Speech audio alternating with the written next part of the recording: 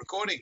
Recording. This is Irene with SaugaTalks. Hello, my darling audience. Hello, everybody. So I'm here today with Keith Keller, who is an amazing new friend I got not long ago. And Keith is an authority in the magical field of digital marketing. Keith has been a very generous contributor to those who want to learn about how to tweet, how not to tweet, how to stream, how not to stream. So in my business and technology agenda here at SaugaTalks, I'm so happy to have Keith here with me because we will talk about how business to business marketeers or anyone basically can get advantage and educate and start, being productive in this digital world of social media. Keith, welcome. Oh, thank you so much. Look at what we're doing here. I'm in Melbourne, Australia. It's already tomorrow. It's already tomorrow. It's already tomorrow. We're so far away. We're so far away, man. Tomorrow, yeah. In Australia, people, you're so advanced. You know where tomorrow starts when we just sleeping, right? And you know how it's gonna end. Amazing. That's right. Amazing. Absolutely. So thanks for joining today. So Keith, I wanted to talk to you about a few things, all right? Because I know you can do a lot. You can teach people, you can coach people, you can blow up the digital content out there, and we don't need to prove that you're successful in doing that. We know it. But me coming from many years in corporate world, me coming from technical background and helping one of the biggest vendors on earth growing their presence in the digital world, okay? I do want to talk to you about what do you think is happening nowadays? I mean, what do you see happening around you? Pandemic, no pandemic, digital business, no digital business. What is it? Yeah. The actual trend that I'm seeing is this idea to be real. Like I've got headphones on because my wife's at home. I have a mic. I have a setup. But when I'm working, she can hear me, and when she's working, I can hear her. So I'm adjusting my content style to say, okay, I've got to wear headphones so she can't hear my guests. And she is in another room on her laptop, so I can't hear her conversations. And so in a way, we are now creating a flavor where it's actually okay to have that work from home look. Maybe 5 years ago, people wouldn't accept this look. We have to get suited up and we go into the city and we have an HD video in the street and there it is. And we look so marvelous and it looks like we're on TV. And that's great because that stuff is great. But now it's quite acceptable to say, you know what, I'm working from home now and I still know the same stuff. My brain's still working. I just don't have a tie on, and I'm still the same person. It's much more informal. Yeah. Would you agree? As long as you know the difference, because I saw this very funny cartoon in the New Yorker magazine that says, am I working from home or am I living at work? Oh, wow. Oh, wow. Geez, that's good. Let's play up on that. What do you think of that? It's brilliant. It's brilliant. And you have to see this cartoon. I'll share it with you. Absolutely. It's fabulous. Man just buried in paper and computer and all his work stuff. And he's telling to his wife, do you think I work from home or I live at work? So yes, this is the new reality. So yeah, how is it working for you, Keith? Well, look, that's a really great question. I wasn't expecting this, but I've got a very good answer. What we do, this is just to give you an example of what we do. Every morning, at 7 a.m., we go for a walk and we get a coffee. And what that does for my wife, who's working at home and not used to it, is it simulates the trip to the city. We've sort of told the universe, okay, we still need to get a coffee and we still need to pretend we're going to work. So we actually leave the house and we go to a coffee shop and we get a coffee and we walk around the block. And that simulates her commute in a way. Okay. It's like she's telling her brain that this is my work time, and then when I'm at home, but I'm actually at work. We set up a desk in the spare room. And then at 5 o'clock, we down tools and we go for a walk, and that simulates her commute home. Okay. And she goes, so how was your day? Oh, well, I had a chat to this guy and this was okay and this was a bit challenging. And how was your day? Oh, I had this great interview with this cool Russian living in Connecticut, Yep. and that's going to go on the internet. And so we have this sort of what we call top and tail. We work from 8 till 6. This is like in programming brackets, right? You're opening brackets, closing, yeah, compartmentalizing, right? Compartmentalizing. So at 5 o'clock, we down tools, we go for a walk, and then we get back about 6 o'clock, and we cook dinner, and we have dinner together, and we have a cup of tea and watch TV in the lounge room, which is a different room with no computers in it. And I've never actually said it this way before, but you are exactly right. If you don't do this well, you could be forgiven for thinking that you're living at work as opposed to working from home. It's a very different mindset. Yep. And we make a very deliberate effort to work when we're working and be home when we're at home, even though they're actually geographically in the same position. You know, this is very smart. Maybe somebody out there will use your tip to kind of, right, know the boundaries, right, where one life stops and another life begins. You know, from my personal experience, I just look at people who struggle right now with the element of sympathy because I worked from home for 17 years. How about that? I think I mastered by now. I raised my family. I've done so many things, okay, while working from home. And it was before the beautiful Zoom technology, but it was great. It was still great phone call meetings and, you know, all that. So I acquired new bosses all online. You know, I said goodbye to those bosses online. You know, I was introduced to new teams. I got new jobs online, okay? I got out of the projects online, all right? So I kind of knew my way to navigate, but I totally get it how people, It's very amazing because we've had quite a similar path there. I've been working from home since 2006. So for me, this is very, very, very natural. Exactly. And I'm simply adjusting to help my wife adjust. As I said, I normally don't wear headphones. I have a mic. And I do like that look. But I'm adjusting because we need to flow with what's happening. And this is possibly what's going to happen in what I'm now calling the 2020s. You know, I'm already thinking past 2020. I'm already thinking into 2021 and 2022 and the 2020s in general, that this is the new style of presentation. It's okay to work from home. It's okay to not suit up. It's okay to use technology as long as when we can, which is not possible yet, but when we can still go into the city and meet people. But that's not available to us yet, so we have to adjust.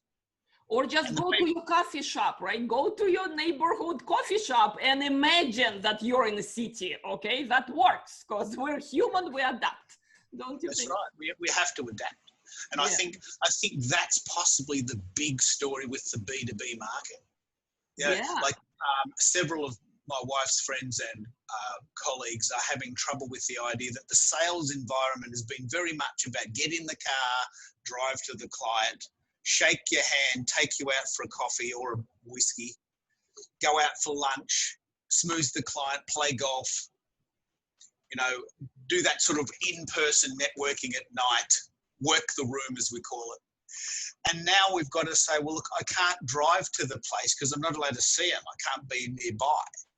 And so we've got to get into this habit now of connecting online and making that feel real. And that we've had this discussion prior to hitting the record button about how to do that. We can talk about that in a minute.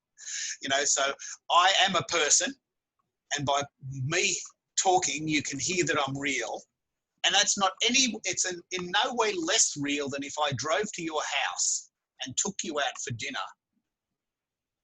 It's in no way less real than that. It's just that I just can't get in the car and drive to a physical location to see people and shake hands or have a hug. I'm a hugger. You know, I miss hugging. I'm a hugger. I love hugging. I miss hugging. And we can't do that. It's dangerous. You don't want to infect people. So I think the big story moving forward, especially moving forward to 2021, is that we need to adjust to the idea that the online networking environment is here to stay, and that it has significant advantages. And let's focus on the good stories. Absolutely. Rather than Let's spark some optimism around. So what do you think good this whole situation is going to bring? All right. Well, I want to share a specific example, which predates this, but I've been predicting for years. I was actually asked to speak in Jamaica in May last year, and everyone I talk to says, "Wow, Jamaica, how cool is that?" But it's 27 hours on a plane. I was about to say it's not exactly in your neighborhood, I think. Yeah, as long as So it was 27 hours to get there with 3 different flights. I had to fly from Melbourne to LA, from LA to Miami, and from Miami to Kingston, Jamaica. And it would have been a total of 27 hours in the air, not including the waiting time. It makes me sick even to think about it. So That's those right. people must be really important to you that you made it all through. So But okay. here's what happened. Yeah. What I said was, this is May 2019, can we do this via Zoom? And then their initial reaction was, no, Keith, no, we want you to come here. We'll put you up in a 5-star hotel. We'll pay your airfare. Can you please come? And I said no. And I couldn't believe it. Everyone I talked to just cannot believe that I said no. But it's 27 hours of my life that I'm never going to get back. Oh, and it's more than that, because after 27 hours like this, you feel not good Terrible. for 54 hours, okay? And That's then right, some more. So. The recent analogy of that is that we went to Canada, actually not so recently, 1996, but we worked it out that from the moment we left our house to the moment we got to our hotel was 36 hours. No, I don't know how people do that, but yes, my respect to you. Good thing it was 1996, right? So, yeah. So unbelievable. So in the new normal, and what I said to them was, as an example of what I want to do in the future, we did a Zoom call. Actually, we used Adobe Connect. It was really cool. And it was 12:30 at night, my time, and it was 8:30 in the morning in Jamaica, like I spoke first in the morning. And the room was full. There was a full room of people. And they put me on the big screen and they recorded it. And so the people in the room got to hear me speak, or someone like me, a guy from Australia, a long way away. We had people in a chat room, true story. So we had people from all over the world, 50 people in total in the chat room. So we had 50 people in a room, in a physical location, in a hotel in Jamaica. We had 50 people all around the world asking questions from Azerbaijan and Nigeria. Wow. And some people calling in from Washington and Auckland, New Zealand, and they chat. And I was talking at the camera and I was talking at the people in the room, but I was also watching the chat. So people in the room put their hand up and we answered their question. Yeah. People in the chat room asked a question and I answered that question. And the thing that, the truth story, the facts of that matter are that 100 people got to hear me speak, or a person like me. And I didn't even have to leave my house. And I want that to be a version of reality that's possible for people if they want to do it. I'm not saying that that's what everyone should do, but that's what I want to do, because I don't want to spend 27 hours of my life traveling to a conference to speak and then traveling back. And then feeling bad for a week after, because it's not an easy experience. You get it. You just, hey, you made your audience twice the size in the story because only 50 people would hear you in Jamaica, right? And you got 100 people from all over, right, participating, being active in the moment with you there, right, when you presented on Zoom. So yeah, and look, I've had other very, very real examples in Melbourne, Australia. Well, I live in Melbourne, Australia, and I'm an hour from the city. I live near the beach, right down a really lovely area of Melbourne, which is near the beach. Yeah. But it takes me 1 hour to get into the city. And I spoke really well one particular night. And I went into the city and we hired a room. And they didn't do very good marketing, and there was 12 people in the room, 12. And no one recorded it, And that, in a way, to me is a waste. I went all that way. I spent an hour of my time getting there. I spoke for an hour, including questions, but no one recorded it. And then I spoke, and then I came home an hour. And in a way, I only affected 12 people's lives. The 12 people in the room did get to see me speak and a series of other people on the panel. Which is wonderful. I affected 12 people's lives. But last week, I did an interview and I put a video on Twitter, and 1,400 people saw that in one day. That's the difference. That's an amazing power of digital technology. So, wow. Good for you. And for those So I did the interview, and this interview, and we're doing this. We're going to set an intention. We're doing this with this interview, that I spoke to you, which is the equivalent of going into the city. But if there was only 12 people in the room, I felt a little bit cheated. Like I'd gone to a lot of effort. I got into the city, I got excited, I got a new shirt, I had a shave, I washed my hair, I put some new clothes on. And, you know, I'm joking to make a point, but the point is that I went into the city and I went to all that effort, which up until now has been the normal. Everyone does this. But then when I got home, I thought, you know what, only 12 people saw that conversation, and it sucked up 3 hours of my life. And most importantly, this is the most important part, it was at night, so I didn't spend the night with my wife. Exactly. It's a very important point because Australians are very into work-life balance. Yep. If I'm going to work hard at night, there has to be a benefit. Yeah. Otherwise, I'd just rather have a cup of tea and watch TV and be with my wife, because we're very close. And so if I'm going to sacrifice my personal time, there has to be a benefit, a business benefit or a promotional benefit. Something tangible that you can be proud of. Something tangible. Yeah. And then the next day I did an interview on the television or the radio or the internet, and 1,800, I remember this specifically, 1,800 people saw that interview the next day. And I'm thinking, it's such a no-brainer.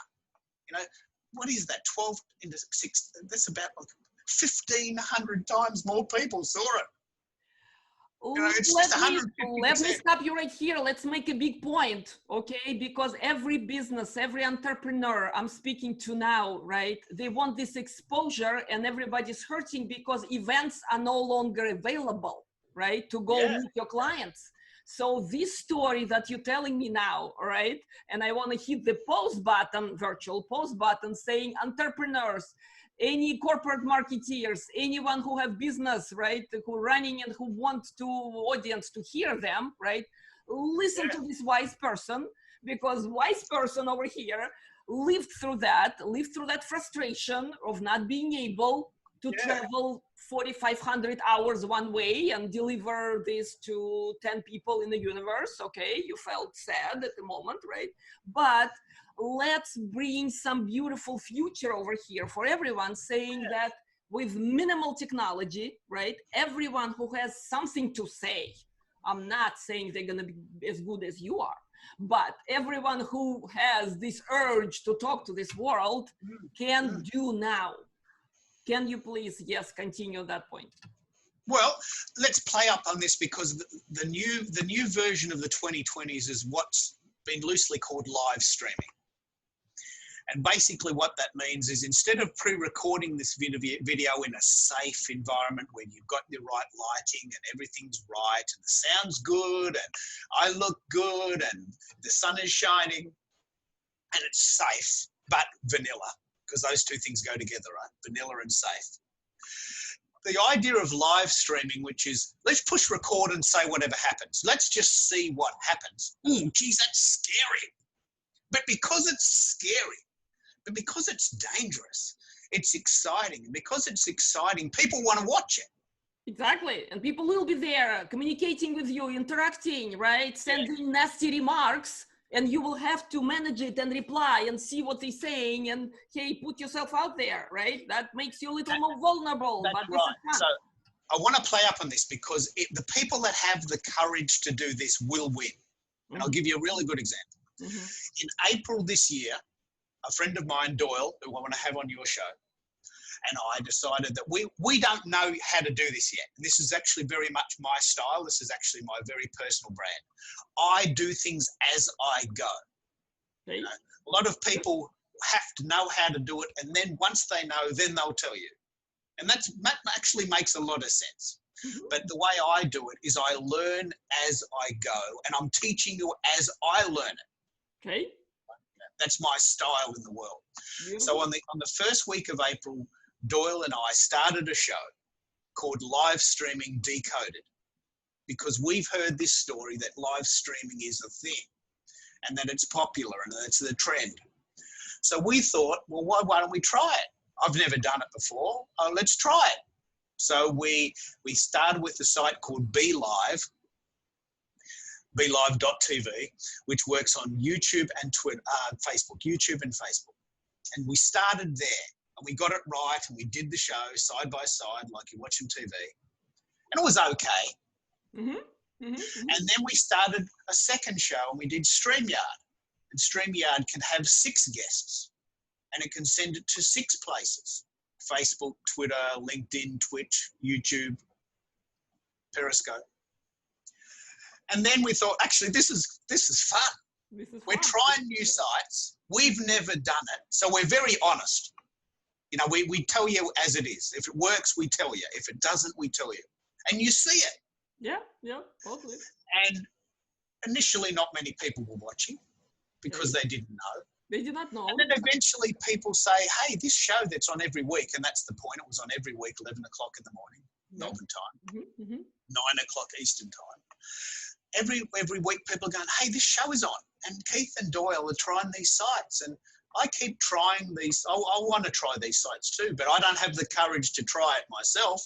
Here's these guys over here trying things, and look, they're making mistakes, but they're funny. Yeah. You know, they're making, like we've had shows where they've completely failed live on air. It's okay. It's a particular type of stupid to actually be able to do that. It takes a lot of courage. But in order, if you're talking about this idea, let's play this out. I went into the city, it took an hour of my time, 12 people saw it. I did a live stream last Thursday, 350 people saw it in 1 hour. Now, what would you prefer? Let me think. So, but you've got, it's not apples for apples. Like with going into the city, it's a known quantity. You've been on the train, you know where you're going. It's a nice venue. You get fed. It's very safe, but as I said, very vanilla. You put yourself out on the internet, anything could happen. You might look stupid. Someone might criticize you. No. Don't give me this. You will look stupid, okay? So many times when I'm talking to my guests on my show, which is pre-recorded, but it's always fluent, there's no heavy editing at all. This is who we are, all right? I know what you mean. It's really contagious when you get the speaker who is the right temperament and the conversation is really interesting for you. Chances are, right, it will be interested and contagious for people who are watching. So I know what you mean. Let's flip it. Why do you think live streaming is sort of the thing, and what's stopping you doing it? Have you been thinking of doing it? Can I help you start? I've been thinking it. You are right on point here. I've been thinking it because I have a couple of my favorite streamers who are, let's give it this way. They are contagious personalities, okay? And it's all about, like I mentioned, the temperament. It's about willing to be able to talk about things like, yes, being Russian in Connecticut, or Aussie in Australia, or anyone Jamaican person in Jamaica. It's not about content or heavy thought process, right? What is it I'm gonna put out there today? Let me think about it for a week, okay? Let me put the script together, and I know how I'm gonna begin, and I know all the basic rules of communicating with people. Guess what? This is boring now. People want true personalities. People want to hear about current events or anything at all, anything and everything, right? And I myself, I listen to hours and hours of streaming, and I cannot explain to people who don't get it Why is it so interesting? Because they don't say anything, anything special. But guess what? This is good. When you're among friends, you feel liberated. You feel kind of fine about yourself, about life, and that's what this is all about. Well, the thing that's amazing here is that we're still learning. Like, it's not fluff and bubble. I'm not telling you all this rubbish about my personal life. I'm not talking about my personal life. I'm talking about business acumen. You put a video on YouTube, you get 10 views. You put a video on Periscope, you get 100 views. Try it. Just try it. I've done it and it works. Why don't you have a go? And so the very important part of my personality is that I'm very much an experimenter. Yep. That makes sense. True. My model of the world is that of 29 days of the month, I experiment in my man cave. This idea that I'm closeted away and I'm trying things and you don't get to see me.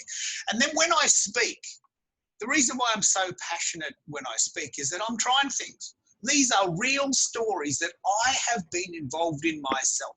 I didn't read it in a book. I didn't pre-record it. I didn't pre-prepare it. I'm just simply telling you what I'm doing. Because I am doing some things.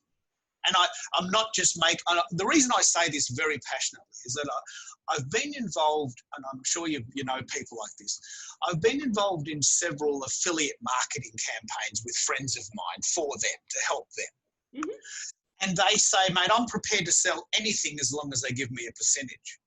Right? And I can't do that. I've seen people that don't believe in the product that sell it because there's a percentage to be made. That's not my personality. My personality is, I tried this, I like it, I'm happy to talk about it. I tried this, I don't like it, and I'm happy to say that because I don't like it. And that's my opinion, and I'm entitled to my opinion. And this is what we sort of talked about at the start of the show, that, I have very strong opinions because I'm trying things. I have failed miserably live on camera. That's a particular type of student. That's fine. Someone called me. Your audience is loving you, not. They love it. They love it, don't they? They love it. Exactly. You're not an impeccable performer, and guess what? This is part of your charm. How about that? Okay. Yeah.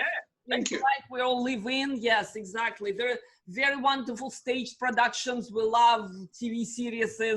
I mean, how many hours I spent of my life previous years just watching this story unveiling that was very beautifully scripted, beautifully acted, fantastically produced. I'm in it, right? But guess what? Other half of the time that I spend with streamers just listening, conversations in very fluent ways. So. There's a particular type of acting called Impro or improvisation. Yep. And what they do, I think, I haven't tried it, but I think if I had the courage, I'd be quite good at it. Because what you do is you start with one word. Okay. What's the weather today, Keith? That's it. That's all you get. You get one word, one phrase. And you've got to make it up. And then the other people are bouncing off. And, I've seen it done, and when it's done well, it's hilarious. It's really engaging, isn't it? Because you don't know what's going to happen, and that's the point. Yep. And I think and bringing it back to the question of the B2B environment, I personally really dislike those scripted videos where people, you can see they're reading a script and they're talking in the camera and they've practiced and they've sat in front of the mirror and they've had elocution lessons and they're going like this and they say everything and they're saying it's very low. Yeah, nobody watches it because it's not interesting. But it's not interesting. I'd much prefer to have people sort of talking on the fly. And sure, maybe they make some mistakes and maybe it's not good all the time, but there's some reality about it. There's some realness about it. Would you agree? Not only I agree, okay? I was on marketing team, as I mentioned, for worldwide marketing team for a big vendor, all right? And we did these scripted videos, okay, for a living for some time, all right? I tried to spice it up. So I tried to bring the real personalities because they're wonderful technical experts who can tell the story, and they do, okay? But of course, the rules of the game is that you're by green screen and you look smarter than you probably think of yourself. and I saw some tremendously bright people who do amazing things in technology, right? They kind of shy in front of the camera because all the expectations that, yes, I'm here, I'm gonna deliver my speech over here now, and I'm gonna look smart. Guess what?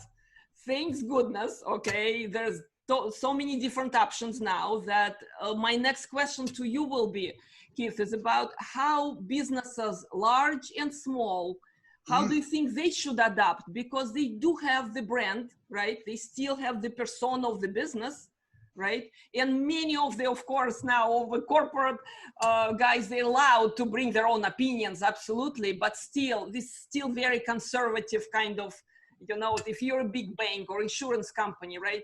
Look, there's a lot of statistics now, a lot of facts around the idea that the consumer wants real. Yep. So, you know, if a big company or any brand thinks that it's cool or acceptable, even advisable to do a scripted, sensible, safe, vanilla video, they're wrong. I mean, because even though there's nothing out of place, the consumer, which is obviously who you're talking to, the consumer wants real. So if the people that will win in the 2020s, this is a big prediction. Let's make it a little bit, let's make a video out of this. Prediction from Keith over here. Yay, everyone. The businesses that will win in the 2020s are the businesses that can combine the realness and the authenticity of spontaneity with a professional flow. So there's 100 live streamers who you would never have on TV. They just go off on a tangent and then you don't really know what they're going to say, and it could go really, really terrible. But on the other hand, you've got these people that are so scripted that you can't watch them, and then they're so boring that there's no way they can get their message across. Painful to watch them, yeah, because you cannot breathe, yeah, when they do that. Death by PowerPoint, you know, it's like a video version of Death by PowerPoint. We've all been to presentations in the city where people just read the slides and it's so boring. So the people who will win will be the people that can look at the camera and deliver a message, but be real. And you said yourself, you've tried to inject that into a corporate culture, but the restrictions were so oppressive that it was almost impossible. So you've got to take the lessons from live streamers who can seem to be spontaneous to a fault. And then you've got to bring the message in a sort of sensible, factual way. And the people that can bring those two things together in the 2020s will win because, and the most important reason is the consumer wants that. Forget what you want. Forget what the boss wants. Forget what you think the shareholders want. The consumer, who is ultimately buying your product, wants you to be real. Well, I mean, would you agree, or am I off on a tangent now? You are completely, no, you are high. You are to the point where, again, I want to kind of, from this exchange, I want to send out the signs that, hey, shake off whatever you were taught before, because this is completely different digital age, and not because kids born with their laptops and their phones, you know, out of mother's wombs. It's not because of that, but frankly, we are in different age, and we, as a good students at some point, we've learned to do things certain way.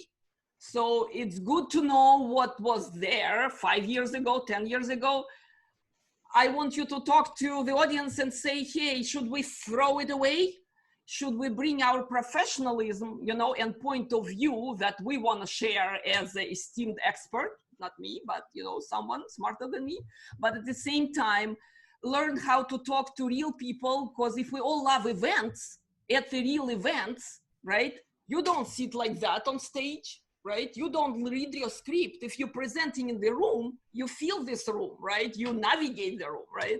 So just be kind of your better self, and better not because you look smarter all of a sudden if you sit in the right pose, right? But better in a way that closer to people you're talking to. Look, I would imagine that and this is very much a part of my personality, experiments will be done. Yeah. There'll be statistics to prove that not only is it more entertaining and more enjoyable for the person and the consumer, but that there will be an ROI, provable factual sales increase. There will. If we can tie those two together, if we can tie the idea that it's fun and it makes money, then you've got no arguments from anyone. The reason why big companies want to do this is because obviously they want to affect the bottom line. But if we can find a way to connect the consumer, who obviously has the money to buy your product, and then we have the product creator who has the product itself, if we can find a middle ground where the consumer is honoured, because we live in a marketplace now where people are intelligent. We do research. We don't just buy things because someone on the telly tells us they're good. Maybe they did 20 years ago, but now I want to research it. Okay, if it's good, I can Google that. I can review it. Someone else in the world has talked about it. The good, the bad, and the ugly. So if I'm an influencer, and that's the word, I'm not an influencer, but if someone is an influencer and they talk specifically about a product, that has much, much, much more weight than if the boss of a company comes and does a flat video and tells you that it's good because he wants you to buy it, he or she. Absolutely. And we've all seen the boss of the company talk at the camera and tell you that they want you to buy it because they think it's really great, but it means nothing. Yep. As long as boss can be a person, not a boss. That's right. Right? As long as, But the utility of the product has to speak to the consumer, not at the computer. Like many, many years ago in the advertising world, we simply spoke at the consumer. Mm-hmm. These cigarettes are great. You'll look cool. They're affordable. And you will get healthier every day by smoking them. Yes, exactly. That's right. Exactly. That sort of thing. Drink X and you will be X. Exactly. It was almost like an image. Maybe those sorts of ads still exist, and now we're into sort of maybe dangerous territory. But the point is that if I say, as a person in the street who has done it, I've tried this side and I like it. Mm-hmm. That has much, much more power than watching an ad on the TV about a product that no one's heard of. Yep. I am sold on the idea, Keith. Yep, I'm sold. Yeah, so with that in mind, there's a couple of ways to do it. One is you can still pre-record, but try and pre-record with a feeling of energy and a feeling of liveness, and that's probably a very safe way to do it. But what I would, which is what we're doing now, but what I would encourage you to at least try, in whatever format suits you, is I would encourage you to push the record button, even if you don't know what you're going to talk about yet. Because especially if you've got guests, I don't encourage you to just pick up your phone and talk as you're walking in the park. I don't personally watch those type of live streams, but I love watching those live streams when two people are talking, and the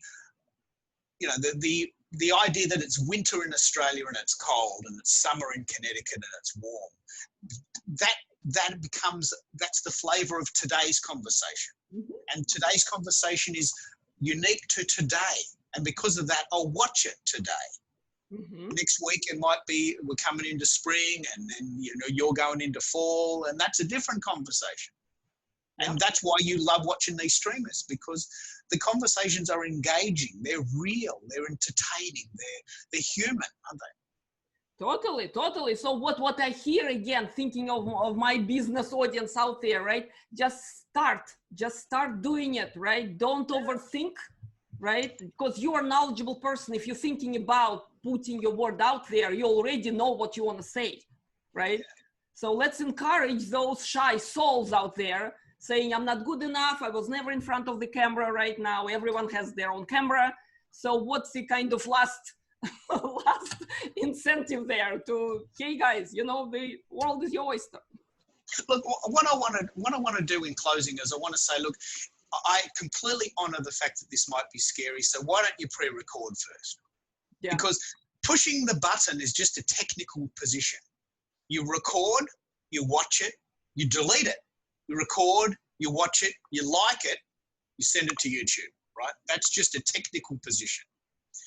And then eventually you get to the point where you do that so often that you like it. You just push record and you go live. Or you just stop caring, you know? This is a very liberating feeling.